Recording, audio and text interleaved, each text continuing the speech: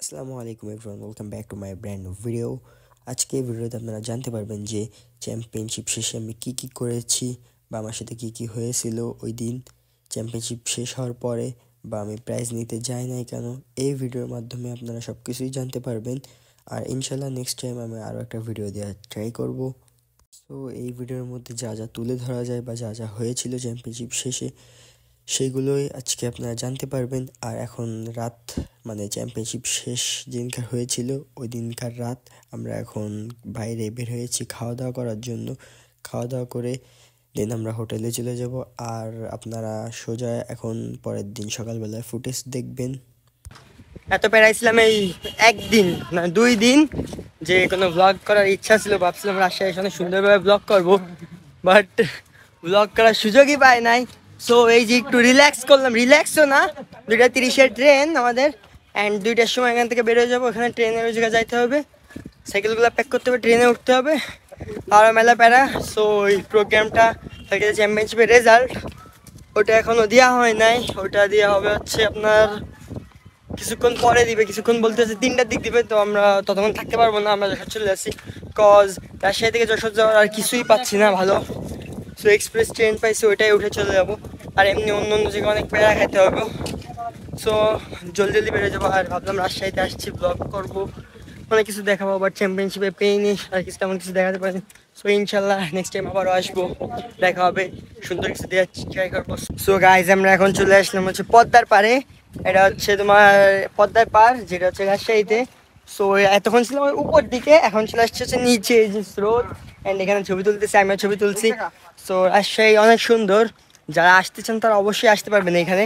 And ইনশাল্লাহ next time যেহেতু বলছে চ্যাম্পিয়নশিপ আবারও অ্যারেঞ্জ করা হবে, সো ভালোভাবে হবে নেক্সট টাইম।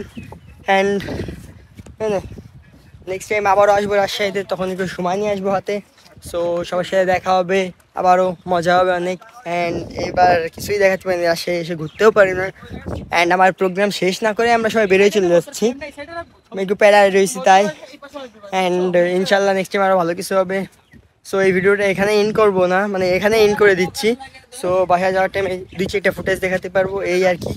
সো ইনশাল্লাহ চ্যাম্পিয়নশিপে নামছি সবাই, মানে ভিডিওতে তো জানাই দিতে পারবো না, নেক্সট কোনো ভিডিওতে জানাই দেবো যে পজিশন কত আইসে বা না আইসে। সো এখনও জানি নাই, সো এটা না জেনে যশোরে চলে যাচ্ছি, কারোর থেকে জেনে নিবানি যে কি হয়েছে না হয়েছে। চ্যাম্পিয়নশিপে নামছি, ইনশাল্লাহ ভালো কিছুই হওয়ার কথা। সো সবাই দোয়া করবেন।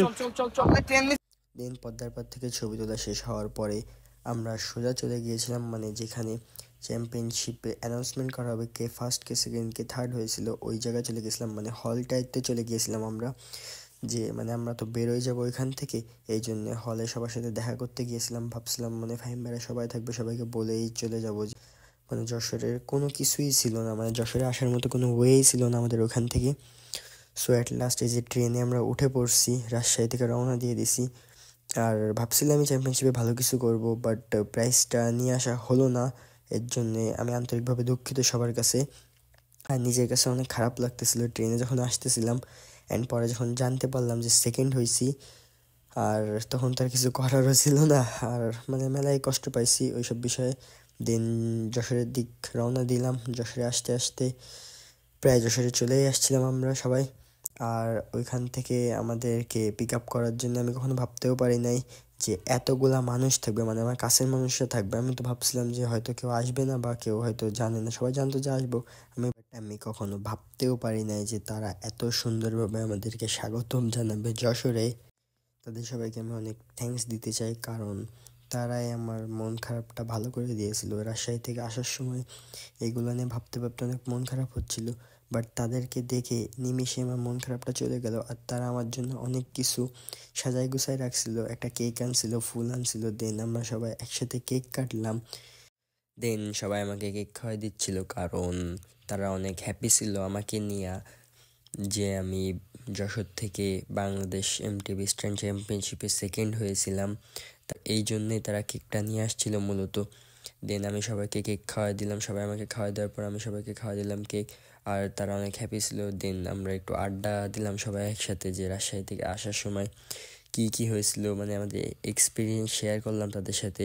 কিছু মজার ঘটনাও ছিল, আবার অনেক কিছুই তাদের সাথে শেয়ার করলাম এক্সপিরিয়েন্সগুলো। দেন আমি অনেক টায়ার্ড ছিলাম আমরা সবাই, মানে রাজশাহী থেকে আসতে মিনিমাম ট্রেনে যাতায়াত করতে 6 থেকে 7 ঘন্টা লেগে যায়। আর এত দূর জার্নি করে এসে মানে আমি অনেক টায়ার্ড ছিলাম, এই জন্যে সব কিছু শেষ করে জলদি জলদি বাসায় চলে গেলাম। দেন বাসায় যেয়ে ফ্রেশ হয়ে একটা ঘুম দিলাম। আর এই ব্লগটা এই পর্যন্তই ছিল। ইনশাল্লাহ দেখা হবে কোনো নেক্সট ভিডিওতে। ততক্ষণ পর্যন্ত ভালো থাকবেন। আল্লাহ হাফিজ, পিস।